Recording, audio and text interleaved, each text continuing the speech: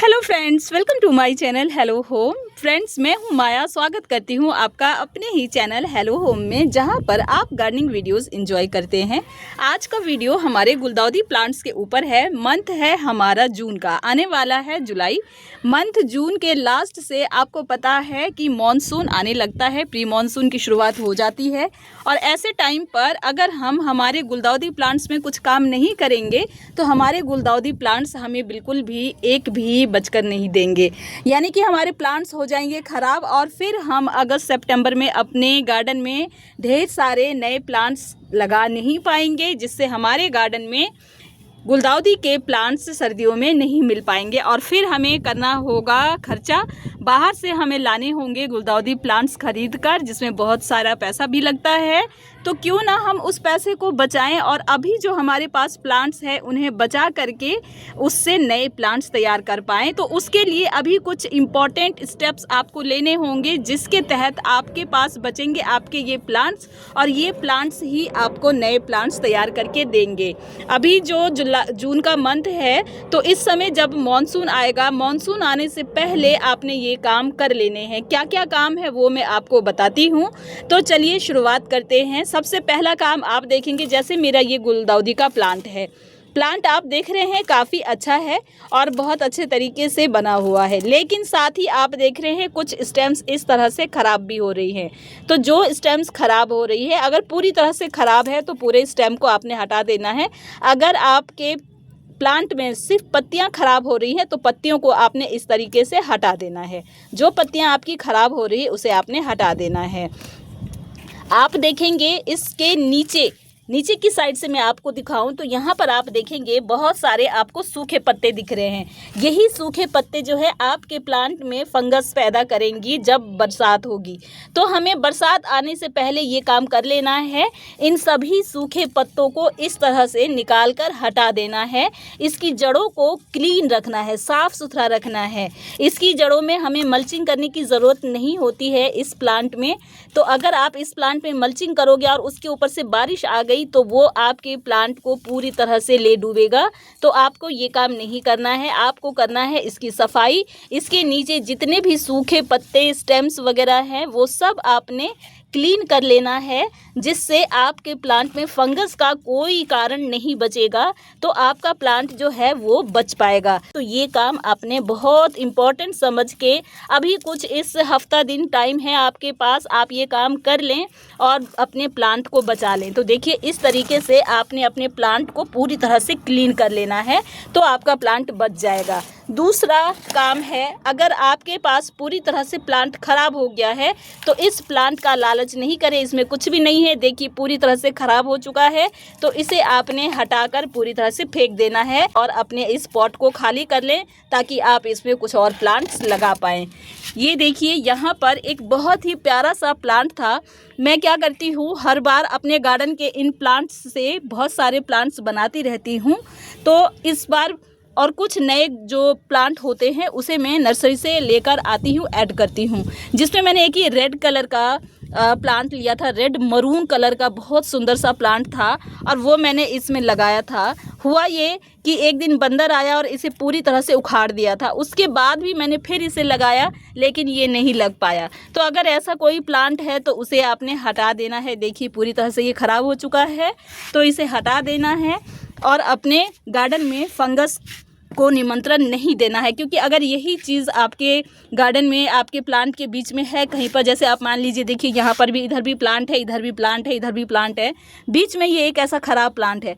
अगर ये यहाँ रहेगा तो धीरे धीरे इन जड़ों में, इन प्लांट के ऊपर, स्टेम पे फंगस लगेगा, और वो फंगस जो है वो सब में डिवाइड हो जाएगा और आपका प्लांट ख़राब हो जाएगा।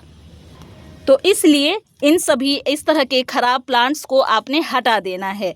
ये देखिए, पूरी तरह से ये ख़राब है, तो इसे हटा देना है। ये काम आपने करना है। देखिए, कल यहाँ पर आया था बंदर और बहुत ज़्यादा नुकसान करके गया है। तो उसमें देखिए, ये एक इतना बड़ा स्टेम जो है इसने ख़राब कर दिया है। तीसरा काम जो आपको करना है वो यही है कि देखिए, आपके प्लांट में अगर यहाँ कलियां बन रही है तो अभी हमें वो कलियां नहीं चाहिए, अभी इनसे कोई फ्लावर्स नहीं बनेंगे और ये प्लांट को ख़राब करेंगे। तो आपने इनको इस तरह से कट करके हटा देना है। कहीं भी आप देखें कलियां बन रही है तो उसे कट करके हटा देना है। साथ ही आपने एक काम और करना है कि यहाँ पर देखिए जो हमारा ऊपर का स्टेम है वो अच्छे से डेवलप नहीं हो रहा है, इसमें कुछ ख़राब से पत्ते हो रहे हैं, तो इसको आपने कट करके हटा देना है। जब मॉनसून आएगा तो यहाँ पर जो प्लांट को नाइट्रोजन मिलेगा तो बहुत अच्छी ग्रोथ होगी और वही अच्छी ग्रोथ जो है उसकी कटिंग लेकर के आप अगस्त के टाइम पे नए प्लांट तैयार कर सकते हैं। तो इस तरह के ख़राब हुए जो हमारे ऊपर के सिरे हैं, स्टेम्स हैं, उसे आपने कट करके इस तरीके से हटा देना है।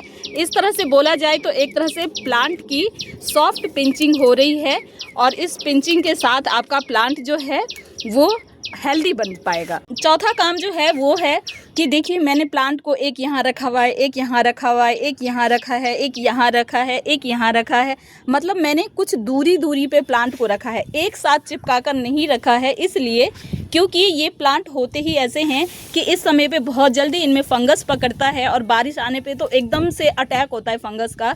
तो मैंने दूरी बना के रखी हुई है, शेड में रखा हुआ है, तो बहुत ज़्यादा धूप नहीं लग रही है क्योंकि मैं प्लांट को बचा रही हूँ।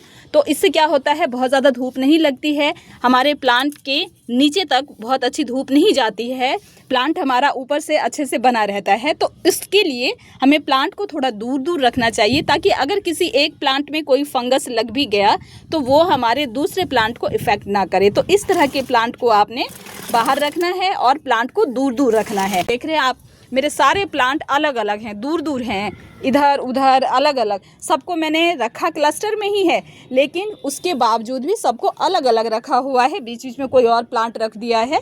तो इससे क्या होगा कि इसमें जो फंगस पैदा हो जाए अगर किसी प्लांट में तो वो दूसरे प्लांट को इफ़ेक्ट नहीं करेगा और हमारा प्लांट बच जाएगा।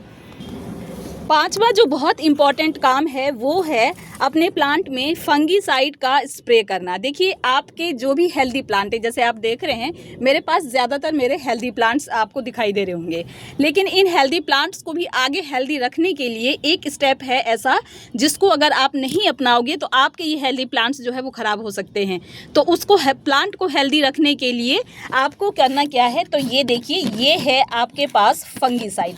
फंगीसाइड जो है ये इस तरह से होता है, आप कोई और भी फंगीसाइड ले सकते हैं, मैंने साफ का फंगीसाइड लिया है। इस फंगीसाइड को पानी में डाइल्यूट करके आपने सभी प्लांट पे स्प्रे करना है। हर 15 से 20 दिन में एक बार आप इस पे स्प्रे करते रहें ताकि आपका प्लांट फंगस से बचा रहे। साथ ही साथ आप जड़ों की तरफ से भी इस पे इसका छिड़काव करें। अभी जैसे आप ये प्लांट देख रहे हो, ये 2 प्लांट ऐसे हैं जिसमें आप देख रहे हैं कि नीचे से काफ़ी सारा फंगस लग चुका है, काफ़ी सारा प्लांट जो है हमारा ख़राब हो चुका है।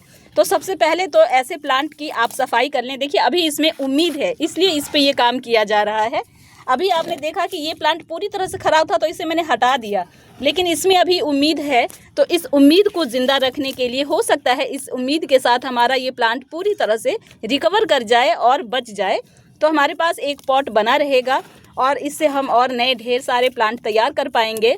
तो हमें करना क्या है कि इस तरह से सबसे पहले तो साफ़ सफाई कर देनी है प्लांट की, और साफ़ सफाई करने के बाद जो प्लांट आपके पास बचेगा उसमें हमें फंगीसाइड का छिड़काव करेंगे ना, तो ये प्लांट जो है हो सकता है कि बच जाए। छठा काम जो आप कर सकते हैं इसे बचाने के लिए, वो भी बहुत ही ज़रूरी है, आप इसे अभी शेड में ही रखें। अभी आप इसे शेड से बाहर ना ले जाएं। जैसे कि मैंने नेट के नीचे रखा है, 75% इस नेट में शक्ति है धूप को रोकने की। तो ये क्या करेगा कि अभी इसमें हल्की धूप भी दे रहा है और पूरे जो एकदम हार्श सनलाइट है उससे भी बचा के रखता है ये नेट। तो इसलिए अगर आपके पास नेट नहीं है तो आप इसे किसी छाया वाली जगह में रखें जहाँ पे कुछ देर की धूप लगती हो, या फिर आप पूरी तरह से इस तरीके से नेट में रखें। इससे आपका प्लांट बच जाएगा और सर्दियां आने पर आपको ढेर सारे फ्लावर्स देगा। आइए जानते हैं सातवां काम। सातवां काम क्या है? सातवां काम बहुत ही इम्पोर्टेंट है और बहुत ही सिंपल है, लेकिन इफ़ेक्ट उसका बहुत बड़ा है। ये है गुड़ाई। गुड़ाई करना बहुत ज़रूरी है आपके प्लांट में। जब आप आपके प्लांट में गुड़ाई करते हो ना, तो इसका रिज़ल्ट, इस छोटे से काम का रिज़ल्ट इतना बड़ा आता है जिसका मैजिक आपको प्लांट के ऊपर देखने को मिलता है। इस गुड़ाई के ज़रिए आपका प्लांट जो है जड़ों की साइड से अच्छा ऑक्सीजन ले पाता है। जब मिट्टी हल्की होती है, प्लांट अच्छे ऑक्सीजन ले पाता है, तो आपका प्लांट ओवरऑल ग्रोथ भी बहुत अच्छा करके देता है और साथ ही अच्छी फ्लावरिंग देता है। तो ये गुड़ाई करना बिल्कुल भी नहीं भूलना है आपने। हर 15 से 20 दिन में एक बार अपने प्लांट की गुड़ाई करना है।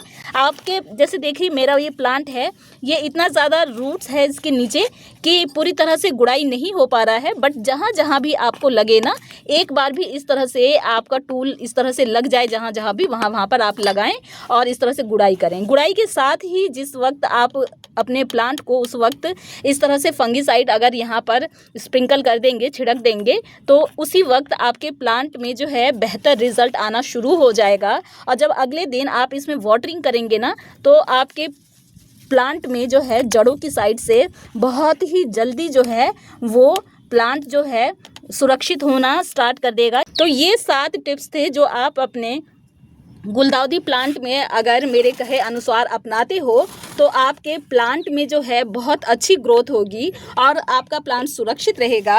और अगले सीज़न इन्हीं प्लांट से आप बहुत ढेर सारे प्लांट्स बना पाओगे। प्लांट्स ना भी बना पाए तो यही पॉट्स आपके पास होंगे तो ये फ्लावरिंग बहुत अच्छी देंगे। तो इस तरह से आपने अपने इस 7 टिप्स पे काम करना है अपने गुलदाउदी प्लांट्स में। इस वक्त ज़रूर से ज़रूर कर लें, मानसून आने से पहले। आई होप ये गुलदाउदी केयर टिप्स वीडियो आपको पसंद आया होगा। अगर वीडियो पसंद आया है तो वीडियो को लाइक एंड शेयर करें। साथ ही साथ अगर पहली बार मेरे चैनल पर आए हैं और अभी तक मेरे चैनल को सब्सक्राइब नहीं किया है तो मेरे चैनल को सब्सक्राइब कर लें विद बेल नोटिफिकेशन, ताकि आगे आने वाली सभी इंफॉर्मेटिव वीडियोज़ आप तक पहुँच सके और आप उसका लाभ उठा पाएँ।